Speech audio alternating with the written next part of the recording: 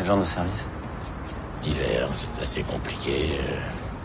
Disons pour résumer que je mets des gens en relation, en France et à l'extérieur. C'est un métier, ça? Oui, nous sommes même très nombreux. Mais la République fonctionne en grande partie grâce à nous. Les gens à qui je rends des services ont toujours besoin d'écrivains pour écrire leurs livres. Ça vous intéresse, nègre? Les gens prometteurs qui ne donnent rien, ça m'intéresse toujours. Mais je vous l'ai dit, j'ai vraiment disparu de la circulation. Ne soyez pas si optimiste. C'est très difficile de disparaître de la circulation, vous savez.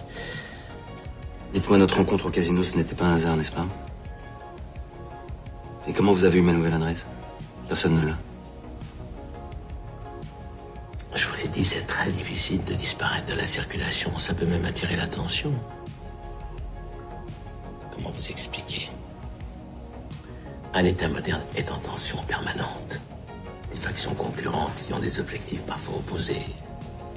Pendant des années, tout semble calme, et puis tous les 15-20 ans, il y a des guerres, des purges.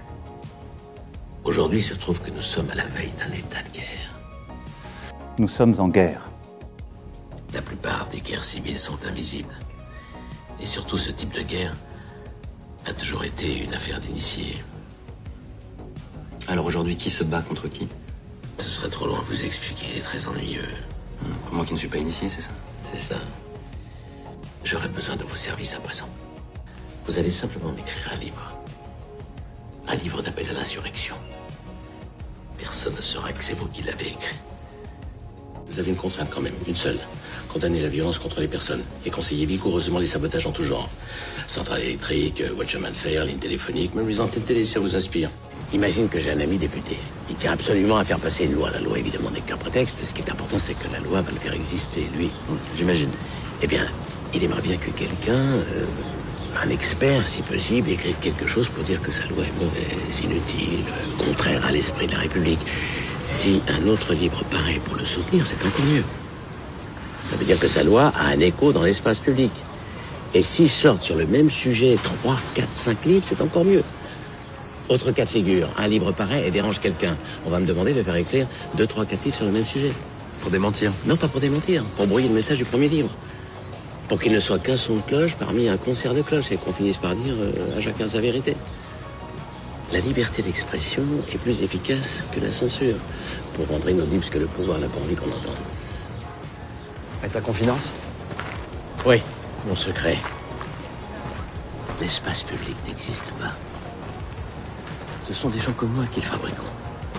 Le plus souvent, cet espace est une coquille vide, une sorte de chaos où il s'y passe n'importe quoi.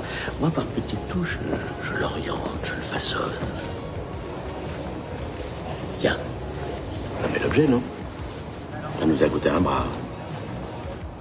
L'IRM n'est pas grand-chose, en tout cas pour le moment. N'est que la partie visible d'un nouveau réseau d'influence, d'intérêts économiques, stratégiques.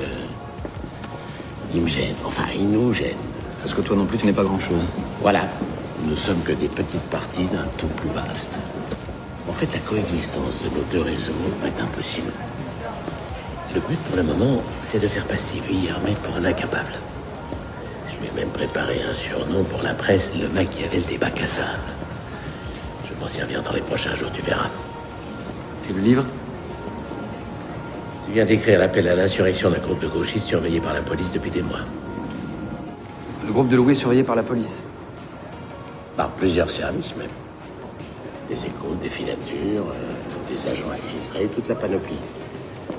Des millions d'euros du contribuable dilapidés.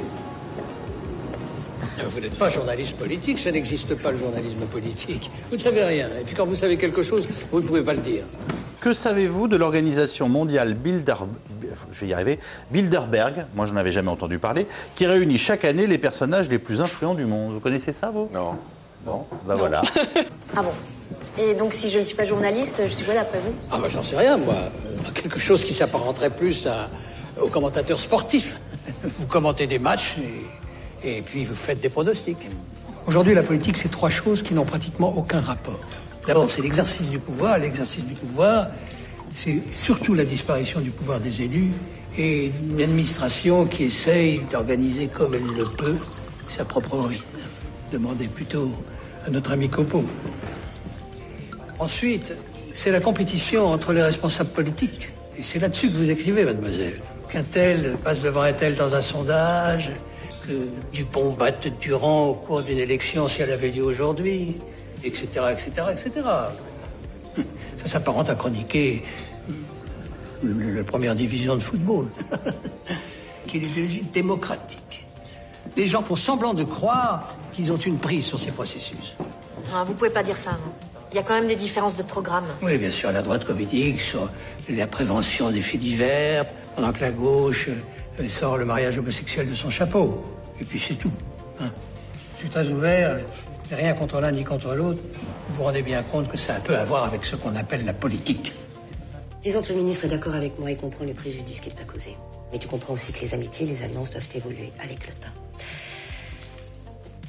Alors voilà. Si tu arrêtes toute initiative contre nous, on est prêt à passer l'éponge sur tes petits coups de poignard de ces dernières semaines. Et voici un dédommagement qui nous semble correct.